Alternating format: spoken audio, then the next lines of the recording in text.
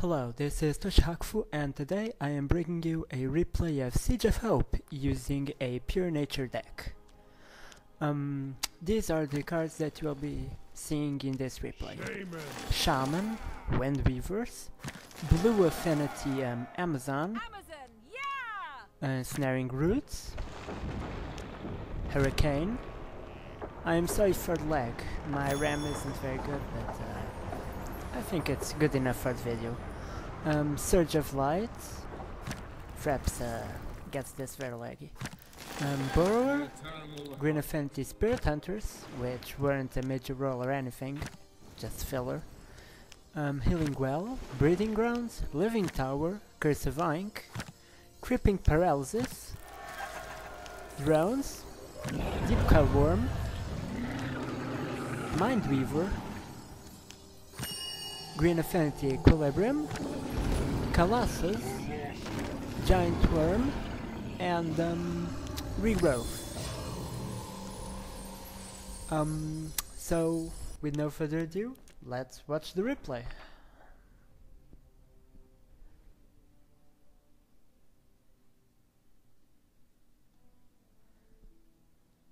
And here we go. You've arrived just in time. I'm going to speed this to wait time speed so it can fit in YouTube, and I'm beginning with an Amazon and going to get those power wells on the Western Enclave. This is something I always do regardless of how I start: nature, fire, frost, shadow. I mean, with frost it's a bit more difficult, but it gets done. So yeah, now I'm there and making the power wells, 4 power wells, and now I'm going the way I came to get my more power wells at the second orb stage. I did a mistake. I should have pressed Z so that the wall would face outward instead of inwards, but it's okay, I opened the gate. But that's going to cost me a bit later. So now I'm making a few Amazons, windweavers are taking care of those guys. Hurricane to keep those guys at bay, and even though it wasn't power efficient, I thought that I didn't want to make a 5th Amazon to keep that Amazon, which was about to die. A monument is under attack. Amazon is... my orb is getting attacked, but it's fine, it can't kill a thug at least. Don't let them draw you away. So, yeah. Enclave. Bluefin is important because those tree fiends and insects are beasts and foreskins, so... the blue affinity takes only 50% damage from those guys, so it's great. So I went to the Eastern Enclave, and at the 3 minutes mark I began making my second nature orb, and the enemies only appear on the Western Enclave at exactly 1 minute. So it's more than enough time to make 4 living towers, and 4 living towers will be enough with a creeping paralysis to defeat all those enemies. It's just as anything. So yeah, I made the windweavers over there to put on the wall, but I couldn't because the wall was facing inwards. Another unit lost. Another unit lost gives crap. So yeah, now I'm on the North Enclave, and the South Enclave already has a power wall made there. It's on the gun there already. So I'm going to get T3 a little bit late, and T4 a little bit early, I guess, because I don't have a very efficient way to get T3. But I have living towers, which will be great to defend the north, and I placed a shaman in the south to heal those frost guys so they can survive the waves until the Hulk appears down there. So yeah, creeping paralysis and Amazons to tank for my living towers, and a gigantic invisible army gets partially wiped out when the fish appears. But it's fine because we kill when they are dead and surges of light. So yeah, there's my shaman, and I'm going to make a living tower there to help a bit because one of 10 towers died. And now I'm over here and I see that my windweavers aren't going to make it in the starting zone here, so burrower spam and now everything will be fine. I have plenty of extra power, I have already made all the firewalls in the north and south. So yeah, now I'm rushing for the third nature orb, I'm again making it as soon as no enemies were nearby. And once it's done, I'm going to make deep worms behind that wall and mindweavers. I should have made the breeding grounds to save some power, but I forgot. It doesn't matter, it worked anyways. And if it was that important, then I wouldn't want it immediately. I want this to be able to be done by anyone. So it's great that I'm being sloppy and that it's working anyways. So that means you can be sloppy too. Now, I probably could have killed those guys over there. They were almost dead anyways and were binding power, but... So yeah, 3 orbs now. And now I'm just building up my defenses. My defense in north are rather safe just for now, and in south everything is dying, so I'm rushing through buildings, but it's not going to help me for now. Now the first dragon goes north, and he just downs those deep calls because the deep calls saw the worm and went for it, whereas the towers didn't see the dragon from where he was standing, so I see that I am not going to be able to survive another dragon or two.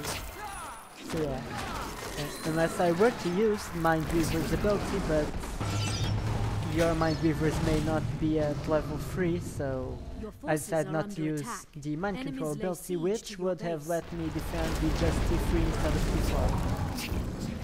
But yeah, I went for T4 because I wanted Colossus, so that you guys could use Colossus.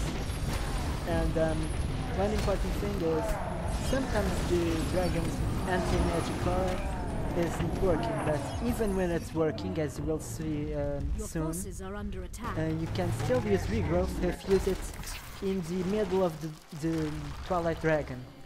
He has a small hole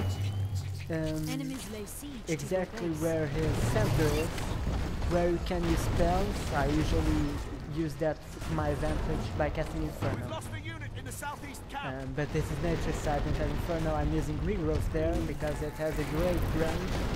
So if I use regrowth on Twilight Dragon, my Colossus also gets the full effect. Since the dragon doesn't kill the sinner.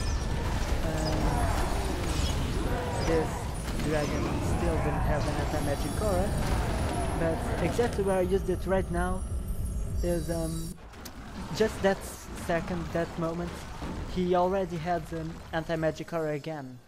I'm not really sure how they get it and switch it on and off. Just a few more seconds.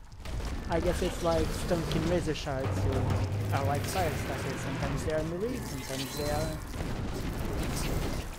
So yeah, the south was getting going, but I had a Mindweaver and a inner wall, which helped defend the wave, and now I spammed some more drones, and creeping paralysis makes everything easier.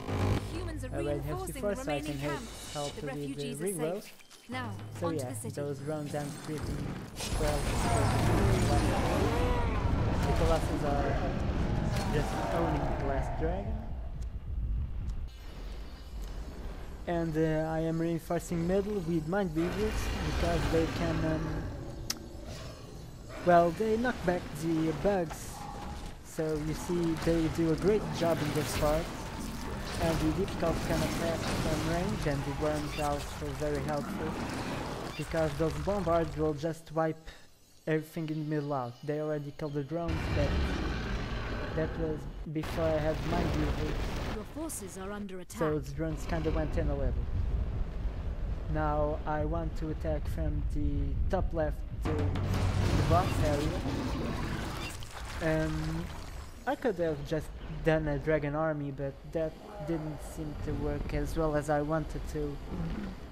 So I decided to instead of doing dragon raids, just go for the structures first with colossus who have plenty of health.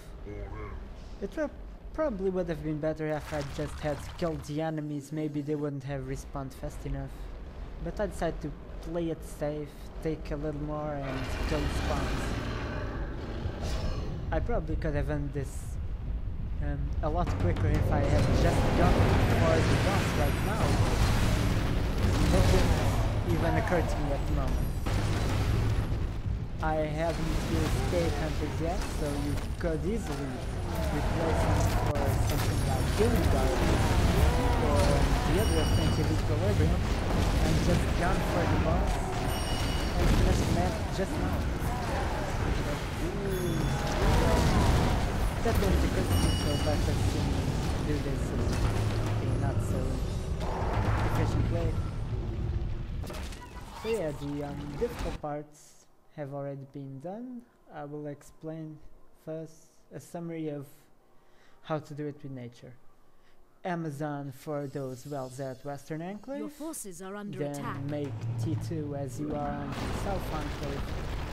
At the 3-minute mark, send the Amazons to the right of the 4-4 where they are safe, where the 4-4 enemies won't see them. Make 4 living towers, doesn't really matter as long as it's on those numbers. And use either ensnaring roots or creeping paralysis to keep the enemies at bay. And the Western Enclave is first saved. Then there isn't a... This is the hardest part. To get T3 is very difficult. It was the most difficult part, but windweaver spam, if I had that then I would have helped, I wouldn't. Here will also have stun, but I needed to kill the spawn, they will respawn so you have the chance to see. So yeah, I'm taking quite a while to kill the boss. I'm just killing structures and bombards and spawns. Yeah, getting T3 was the hardest, but I had the time because I already had a lot of living towers in the North Enclave and had the Amazons to serve as an extra wall, which gave me ground presence there to use creeping paralysis, which was very important in this replay. I suggest that you upgrade it. The upgrades come from Titans, the second and third enemies. I'm not sure where the first one comes from, just the workshop. So yeah. Replay short.